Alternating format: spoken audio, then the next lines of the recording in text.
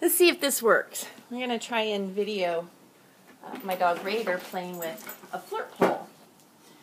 Always try and incorporate a little bit of obedience when we're playing as well. Okay. Raider, come on over here and sit. And you wait. You wait. Sit. Okay, go get it.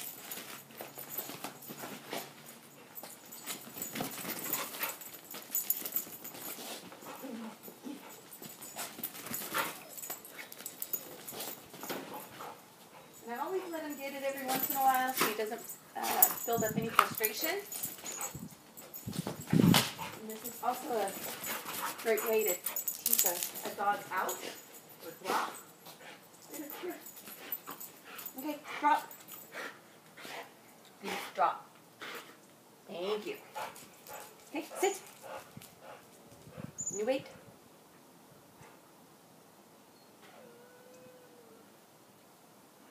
Okay, go get it.